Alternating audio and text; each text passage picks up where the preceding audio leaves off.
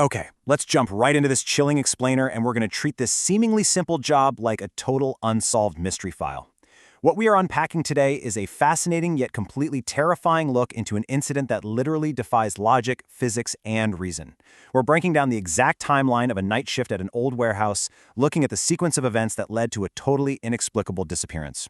We've got a timeline, environmental factors, and a very clear, incredibly strict protocol that was broken. I mean, if you've ever worked alone at night or felt that weird heaviness in the air when you're the only one awake in a building, well, this explainer is going to hit very close to home. Everything here revolves around a single, uncompromising mandate. Just listen to the absolute finality of these words. Leave before 3 a.m., no exceptions. That wasn't a friendly suggestion. It wasn't some corporate guideline to avoid paying overtime. It was a hard, unbreakable rule, handed down to every single employee who took the night shift. But you know what the most unsettling part of that onboarding process was? Absolutely zero explanation was given. So, obviously looking at this, we have to ask ourselves, why? Why such a rigid, non-negotiable deadline?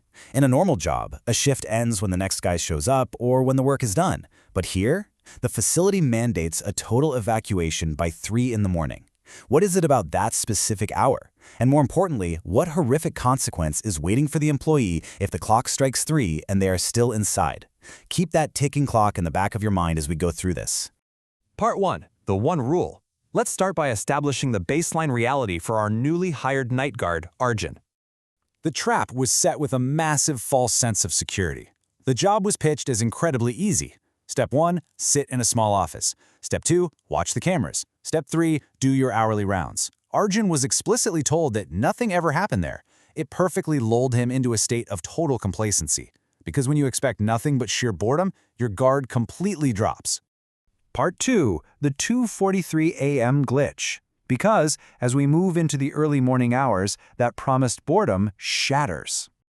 Let's move to 2:40 a.m. and watch how this builds. At this point, the promised boredom has definitely settled in. Arjun is sitting in his chair, yawning at the bank of security monitors.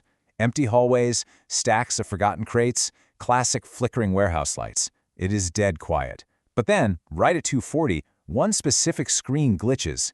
Camera 7. It shows a long, empty corridor, but way down, at the very far end, the camera captures something impossible. Movement. Arjun leans in, trying to make sense of the shadows, but the movement stops. He checks the timestamp.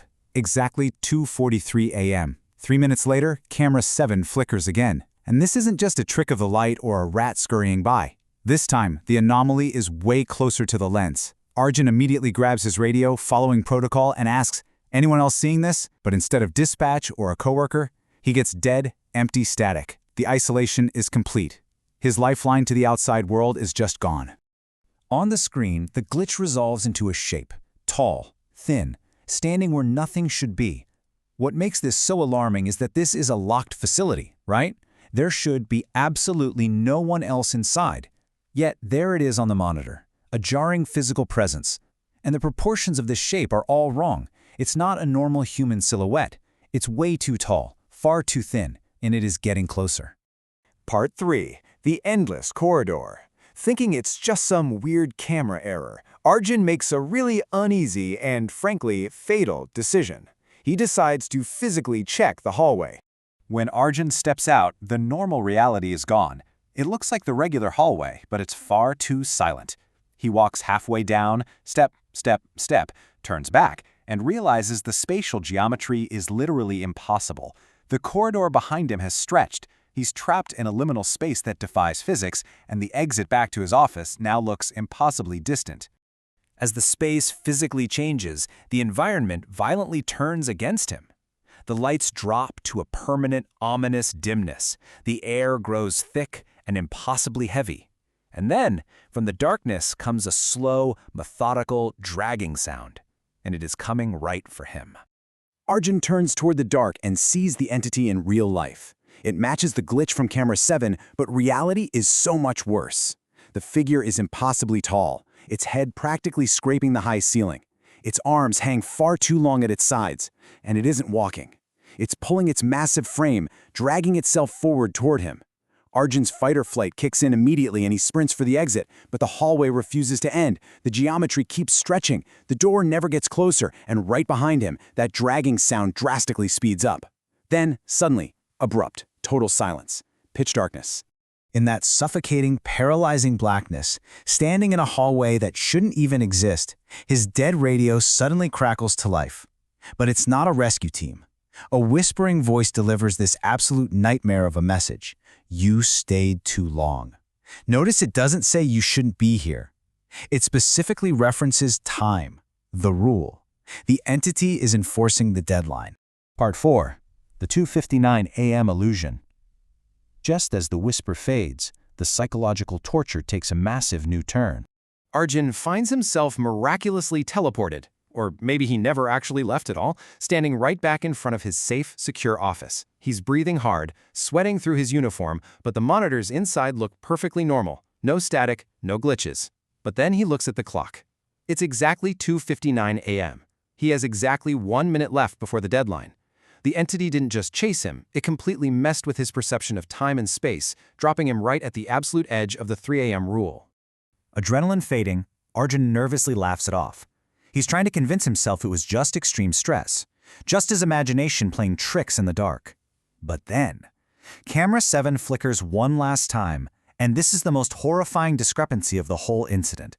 In physical reality, Arjun is standing right there, safe in the office. But on the monitor for camera 7, he sees himself. His own doppelganger is standing out in the corridor, looking directly into the security camera lens. The copy of Arjun on the screen doesn't look panicked. It smiles, slowly, and far too wide for a normal human face. The thing wearing his face leans directly into the camera lens, bridging the gap between the digital monitor and the physical office, and whispers the final, inescapable truth. You didn't leave. It's total confirmation that the 2:59 a.m. reset wasn't a second chance. It was a checkmate. Part 5. The Unbroken Cycle. Because the crucial takeaway here is how incredibly swiftly the trap springs. There is zero grace period.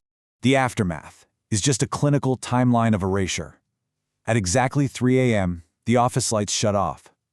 At 3:01 a.m., cameras record Arjun's empty chair slowly spinning. By 8 a.m., the door is found locked from the inside with absolutely zero sign of him. And by 2 p.m., management has already hired a replacement guard, handing him the exact same clipboard with the exact same unbroken rule. The machine of this warehouse just keeps churning, consuming whoever is curious enough to look out into the dark. As the cycle resets for the new guard, it really leaves us wondering about our own instincts, doesn't it? If you were sitting in that chair and you saw the glitch on camera 7 at 2:40 a.m., would you have followed protocol and investigated the hallway? Or would you have locked the door, ignored the screens, and run for your life before the clock struck 3? And the ultimate question, will the next guard survive the ticking clock, or will they too become just another spinning chair in an empty room? Definitely something to think about the next time you find yourself alone, late at night, watching the clock.